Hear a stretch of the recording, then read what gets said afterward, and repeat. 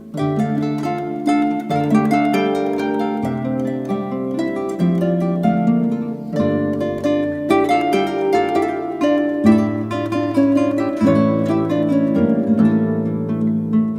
Kimbrell, I just got your book. I thought, I got to buy his book before people hear him. There might not be any there, but there'll be plenty left, I was told.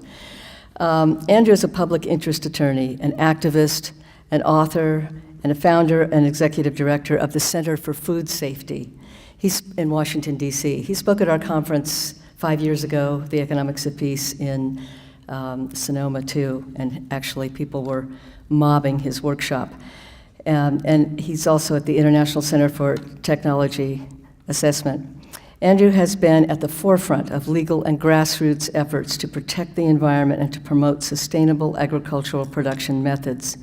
He's the author of Your Right to Know, which is the book out here, Genetic Engineering and the Secret Changes in Your Food, The Human Body Shop, The Engineering and Marketing of Life, Salmon Economics, and The Masculine Mystique, totally different than these other books, Men and Technology. Andrew was named one of the 50 people most likely to save the planet by the UK-based Guardian. So please welcome Andrew Kimbrell.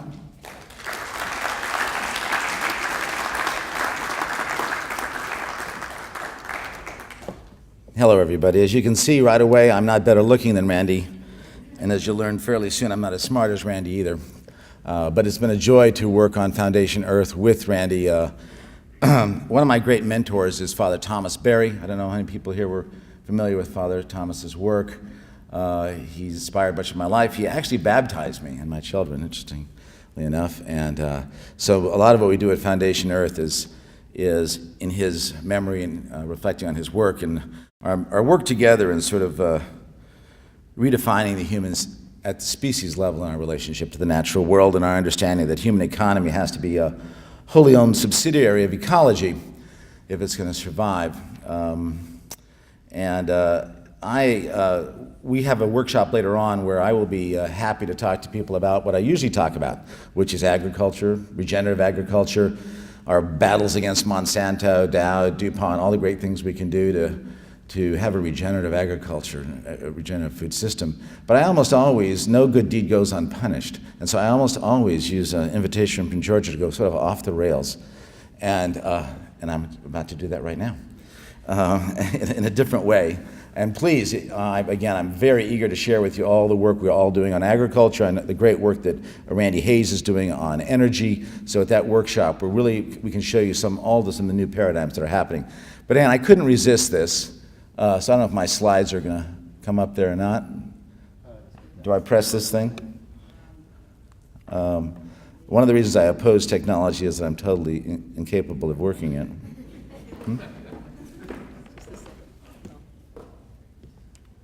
Oh, to the right. Okay, there it is. How brilliant. There we go. Okay, so my name is Andrew Kimbrell, and I am a commodity. I have been a commodity virtually my entire adult life. I hope some of you have escaped that fate, but I doubt too many of you have. I was a commodity when I started working for a music store. When I was younger, I had to make my way through college. It was a commodity in my first jobs in music. Then I was a commodity after I got out of law school to sell myself to the best law firm I could, and there ended up being two of them. Then I joined the public interest world, where you think I could have avoided being a commodity, but then I became a commodity searching for grants, and that's where I still am. Yeah, I'm a commodity. The word for job actually originated with the word for robbery, like a con job or a bank job. Yeah, in the early industrial age, which I'm about to go back to, about 214 or so years ago, when they were taken off the land, when peasants were forced off the land because the land was taken in England for wool, not for sustainable food production, and they would go to the factory towns and you got work there, they said you got jobbed because you were being robbed of your life, because you were being sold as a commodity and you were selling your life as a commodity. And for those who were more successful, they would say you had a career. Career comes from the English word careen, So they would see these people careening around London. They say, there's a career. We're still in the job and career thing. Every time the president talks, anytime anybody in this election cycle talks, jobs, jobs, jobs, jobs, jobs. Well, anytime you hear that, it's robbery, robbery, robbery, robbery, robbery. It's stealing people's lives and their entire lives. And maybe if they're lucky, they'll find a career. They'll be able to career around and make more money. I've been successful to have a career. Well, what's the opposite of that? Well, there is something in Latin, a vocatio, vocation, a calling, vocatio, Latin, calling. And if you follow your calling and you're allowed to follow your calling, you may be lucky enough to have a profession, which allow you to be somebody professing a certain faith, a certain belief. And I think many people in this room have heard that vocation and are following those professions. But that's not part of the commodity marketplace. I have a degree in graduate degree in psychology as well as a law degree.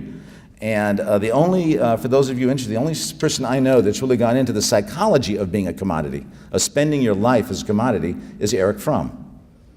My beloved Jung never went into it. Freud never went into it. Winnicott never went into it. You name it. But Fromm did. Fromm realized that the psychology of living your life as a commodity had profound impacts on your self-worth, on the way you lived your life, the way you thought of your life. And he thought the worst of it was, and he did this in a work called To Have or To Be, was that what you're sold in a commodity world is that what is successful is to have. But since you're selling your life, you might as well sell it for boats, houses, all sorts of new gadgets we have now, iPhones, things. So life is based on your collection of what you've been able to have since you've sold your being as a commodity. All you have left is what you have, and that's where your self-worth is, to have or to be. Obviously, the future world would hopefully be one where we're allowed to be, and that's not stolen from us. So how did this all happen? Well, it's not that old. It's only a couple hundred years old. In ecological terms, that's a tiny amount of time, right? Infinitesimal amount of time. So what happened about 200 years ago is we came out of the feudal system and the mercantilist system, right, where there was no economists in the feudal world. Among the Navajos, there was no economists. Among the Maori tribes in Australia and Africa, there were no economists. There was no GNP, GDP. They didn't have that. The economy for them was life. Their economy was embedded in what they did. Their spiritual beliefs, their family traditions, their community traditions. There was no economists. There was no, Milton Friedman of the Navajos. And thank God for that, by the way. Thank God for that. So when we talk about the economics of sustainability, we're already in a paradigm that was created only about a couple hundred years ago in the whole world of economics. And why did we need economics? What's that whole shtick about anyway? Well, what happened is the factory system developed. And with the factory system and the enclosure movements that are happening today all over the world, where you enclose people off the land where they are embedded in their economies, embedded in their food production, embedded in their kinship and other relationships, you take them off the land and you push them into these cities, which is what happened in England 500 years ago, and you push them into the factories. That is when economics began. The factory system and the technology behind it is really when economics began. And something had to happen at the very basis of this market capitalist system. Something happened, which is that three things: labor, meaning human beings, and I think I'm going to try here. So this is, if I can, does this thing work? Yes. This thing work? No? Can you hear me? All right, so, whoa, does work too much. Quiet. So this is actually a quote by Karl Bleiman, who's a great economist and an economic anthropologist. And we don't have time to go through this whole quote, but the crucial step in economics was that labor and land were made into commodities. That is, they were treated as if produced for sale. Accordingly, there was a market price for land called rent. The true scope of such step can be gauged when we remember that labor is only another name for man, and land for nature. The commodity fiction handed over the fate of man and nature to the play of an automaton, the free market, running its own grooves and governed by its own laws. That's the great transformation, folks. And by the way, it isn't just labor, meaning you and me. Remember, I've already done my AA thing, I am a commodity. But also land, all of nature. And money. Money was turned from an exchange medium to a commodity. But they're fictitious commodities. Commodities are something that are manufactured for sale. Well, we're not manufactured for sale. And nature isn't manufactured at all. And money was made for it to be an exchange, not to be marketed for profit. So the entire capitalist system was based on three major fictitious commodities. To build those factories, you needed to buy labor, you needed to buy land, and you needed to get huge amounts of capital loaned to you, which you then paid for. So you commodified all three of them, and they're fictitious commodities, excuse me. So we have this amazing double development in the history of the last 214 years that's very rarely talked about. As we produce more and more of these commodities and we live in this world of to have, there's the other development, that's one development. The other development is how do we protect ourselves from treating these non-commodities as commodities? Because if you treat labor as commodity, it's simply energy. You can use children, you can have exploitation, you can have people working 70, 80 hours a week. It's just how much supply and demand will allow you to do in labor. Did this ever happen? Yeah, that's exactly what happened in the industrial age. Child labor, horrifying conditions, massive death among workers, starvation, terrible. And it pretty much was about to rip the capitalist system apart by treating people as simply commodities, and that's where you got Marxism and communism say, no, we can't do that. You can't do that. And when they started, so let's just take a look at that, actually. So you had to begin to buffer this commodity of labor. You had to begin to buffer it with certain things. So what we see here is, and this is just a couple of slides, of all the things we've done over the last 100 years to try and buffer labor from an actual laissez-faire commodity to something that can be buffered. Look at all the agencies in the Department of Labor. Disability employment, you have all the various things you have to try and protect mine safety and health, occupation, OSHA down here, all these things to try and protect labor and say it's not a commodity, it has to have all these things to it, right? Here's the labor milestones, and here's a really interesting one. 1914, labor of a human being is not a commodity or article of commerce. That's the only way they could get it out of antitrust. So they even had to say at the bottom line, in order for, remember 1914, 1917, communist revolution, all sorts of problems, they said we got to do something to make sure that labor is protected. So you have this huge buffer on labor that allows the system to survive with this right to organize unions, so allows the labor to survive, allows the entire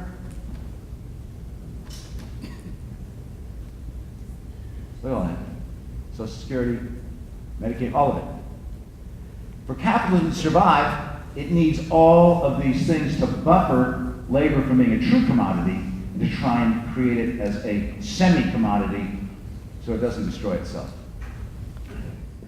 Now, does anybody see an irony here immediately? The biggest arguments we have in this election cycle and the other election cycle is big government versus the free market. Right? Our friend Paul Ryan, right? All those guys, big government, bad. So like Frankenstein, fire, bad. Big government, bad. Taxes, bad. But ironically, it is that very big government that keeps their system alive. There's that very big government that buffers them from the actual consequences of using labor as a commodity by putting all these protections in place. Now, the Marxists said that that's not going to be enough. The labor is still going to be so alienated from the profits of its work and the illusion of its production that it would overthrow the system. That hasn't happened, right? And probably because of the combination of technology and globalization. Jeremy Rifkin wrote a book years ago called The End of Work. It should have been called The End of Labor, because he was talking about work as a commodity, saying that with enough technology and enough globalization, we weren't going to be able to have that supply and demand law in labor. It's going to be too much labor and too much technology, and we're going to have to find a different way. Hasn't happened yet, but it still could happen. All right, what about nature? Right? Well, if you just let land be used, no zoning laws, no protection of nature, no nothing, your landscape would be even worse than it is today. We would have absolute destruction of our cities, absolute destruction of our rivers, lands. So this is all the protections we put in to defend that fictitious commodity. Most of you, I spent most of my life working on under these various acts, many of them in the 70s, Clean Air, Clean Water Act, NEPA, RCRA, FIFRA, Clean Drinking Water Act, all of those things, right? To try and say, well, actually, you can't just use land and nature as a commodity, because if you do, you'll destroy everything. This actually started with Teddy Roosevelt when first really realized this. And again, if you look through all the big government we have, all of the systems we have to protect land, protect air, protect water, to try and say, boy, we got to protect this fictitious commodity. Well, how's this one going? Well, many of us who joined the environmental movement said it, and particularly those of me does anybody here know what a red diaper baby is? Yes. I mean, I'm one. I'm a New York City kid, right? Brought up in a communist household. So I was pretty much brought up to say it was going to be this labor, this fictitious commodity of labor, that was going to overthrow this system. And increasingly, as that didn't happen, what's going on? But then as I learned more about the environment, I said, no, it's not going to be labor. It's going to be the use of, even with all these buffers, you cannot use supply and demand, capitalist market principles on nature. And that is still true. Obviously, the tuna that are swimming in the waters right now have not read Adam Smith. They just haven't. So they don't know that there's more demand. So they can't create more supply.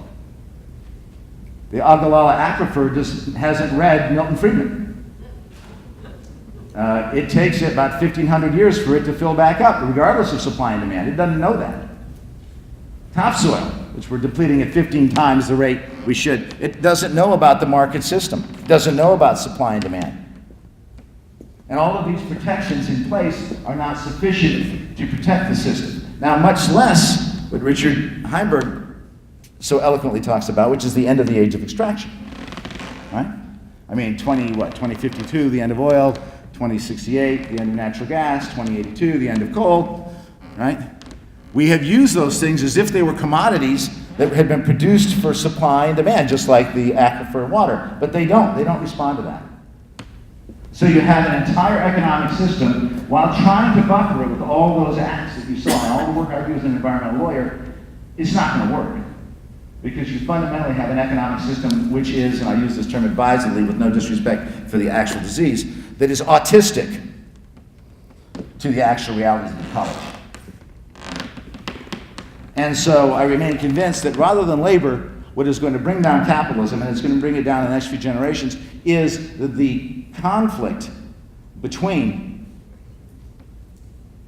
the natural cycles which run their own way, topsoil regenerating at its own pace, fish species regenerating at their own pace, water replenishing at its own pace, yet on and on and on. That is fundamentally what will bring down the system. But I don't think it's the first thing that's going to bring down the system. Something I hadn't expected, and we did not talk about when I was a kid, most of us haven't talked about it in the environmental movement. I think there's something else afoot that actually is going to bring it down before. And that is using money as a commodity. Now, in the early age of capital, as most people know here, right, the reason that they were able to get the money to build the factories is when you kick the people off the land, let's say in England, and you're able to use all that wool for export, all that money then that you get from the export market off your land, you then build the factories. And so capital was used. Yes, it was loaned, and loaned at certain rates, some of them usurious, some of them not. Capital was always used to create production. And that's how they made their money. But even with that, when you are able to not only invest, trade, but also basically use money as a commodity, it goes up and down. You have huge inflations, huge depressions, depending on who's investing in what. Today, with so many different monetary systems around the world, you have currency speculation every day. There's guys up at 5 in the morning every day trying to make a quarter penny off the yen versus the dollar versus the euro. It's a huge business, right? There's still all these things are happening, and we realized that people couldn't. I mean, in some of these systems, not just America but around the world. What about, look at the FDIC up there. Well, how do I know that the speculation in money isn't going to cost me my life savings? Well, we put it in the FDIC. Don't worry, you can do 100,000. Remember, during 2008, it was raised from 100,000 to 250. That's right. Well, that was it. We can't use this as a commodity. We promise you it's not a commodity, at least up to $250,000. Whether they can fulfill that promise, I'm not sure. But this entire thing to try and protect it from its own potential disasters. So once again, you see this amazing how ridiculous and uninformed and silly the arguments are today about big government versus market capital. They've completely ignored the entire history of capitalism, which is that it was based in fictitious commodities that, if left on their own, would have ripped the system apart. And so not all, but a great deal of the big government we've had is put in there to buffer it from itself. So Paul Ryan and the libertarians would have their way, we would go back 100 years and have to reinvent all this again. So they're ahistorical, which almost goes beyond, without saying, but they also have no idea of actually what's behind the system that they're about. So here, let's take a look. So again, this is all the government that's been created. Of course, most recently, we've had the Dodd-Frank, the Band-Aid over a tumor thing, the Volcker rule, still not quite done because of the pressure of the banks. Here's all the system that's been created, right, to buffer this fictitious commodity against all of the problems that we're seeing. Take a look at this. This is the amount in the derivatives market. There are people who know what derivatives, right? It's a bet on a bet. It's not invested in capital. It's not invested in factories, not producing cars, not producing anything. It's really the metastasizing cancer stage of capital. Since capital can no longer get the return it needed in actually investing in real things, it invented a whole world for itself called derivatives. There's a number of reasons that sort of started in '98. We saw the Glass-Steagall there that was repealed. And take a look at this. It's really quite remarkable. Take a look at 1998. Not that long ago. That's the entire derivatives market. And then look at the end over here. Right? Peaking in 2008. Obviously, a little bit of it coming out. At its peak there, right? $700 trillion. $700 trillion. That is the gross, 10 times the gross national product of the entire world. 10 times is invested in derivatives, whether I'm going to pay my mortgage, whether Greece is going to stay on the euro, what wheat is going to be betting on wheat, and then betting back and forth, and betting back and forth, and betting back and forth, betting short, betting long. Capital doesn't know where to go anymore. So that's what it's doing. It's betting in, it's created a sort of noosphere of, some T.R. Chardin guys aren't there, I like that. Sort of a noosphere of its own. And how's that going to go? How did that go in 2008? Not so good, right? Betting long, betting short, and, right? We now know that 5 banks own like 70% of those. So 5 largest banks now hold more than half the total banking assets in this country. Elizabeth Warren. Eduardo Porter, hardly a communist, says there's still so much uncertainty about policies that are needed to prevent another financial shock from happening. Well, economy, the business, years later down the road. Here's Forbes, again, hardly a left-wing magazine. Another global financial crisis is on the way. Financial reform didn't work. Banks today are bigger and more opaque than ever. And they continue trading derivatives in the same way as they did before the crash, on a larger scale with precisely the same unknown risks.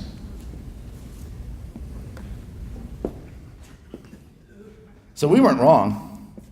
Nature was going to bring down the capitalist system anyway. The fact that you cannot have a human system interacting with nature based on a supply and demand market commodity system that is completely alienated from the actual rhythms and reproductive realities of the ecological world. Father Thomas was right. Foundation Earth is based on that principle that Vandy and I and Brandon and others work on.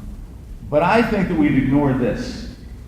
I don't think that we, as progressives and people looking to a new sustainable future, have really looked at the reality of what is happening with capital itself.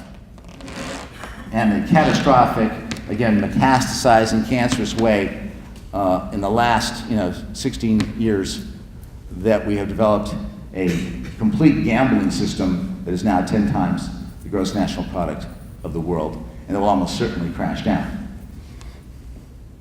So if this is true, well, empirically this is true, so you have this buffer systems to protect this entire 214-year-old system from its own fictions. They're not working at various rates, various levels. Which one will finally bring it down? I'm betting that this will be the first that will fundamentally crash the system. Of course, peak oil, peak water, all those things will happen, as well as a number of other things that we can talk about. So as a progressive group, as those of us who want to see a different future, how do we address this? How do we deal with this? What is our way forward? What is our message about capital? What is our message about what's going on here? I think the old message, which is it needs to be better distributed, that wealth, or the means of production, among more people, is not sufficient.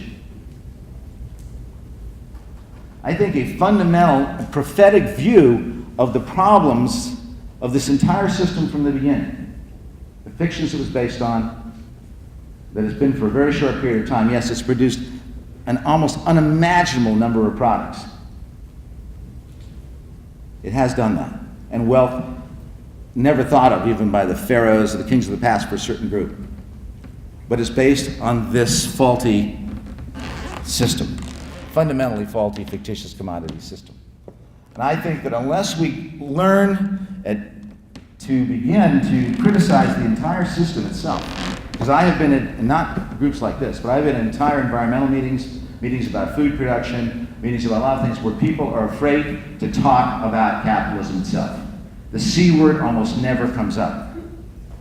That's right. Almost everything comes up, but not the C word. We got to do this, it's got to do better, we got to do a little bit of this, we need to reform. It's the 1% is greedy bastards. We got to get rid of them all. All true. I don't mean get rid of them in a terminating sense. I mean get rid of the wealth. All true. But by not looking at the fundamental problem with this very recent way of trying to organize humans and human resources, we fail, I think, profoundly to be prophetic sufficiently to say, this is unsustainable. Yes, it's amoral. Yes, it's destroying nature, but it's fundamentally unsound as well. It's fundamentally unsustainable because it was built on an unsustainable premise, and they've been trying to patch it up for 100 years, which we call big government. It's not going to work. It's patchwork. They got through a long period of time. The New Deal, Great Society, other things helped. And I'm not saying those are not good moral crusades as well, but fundamentally the big picture.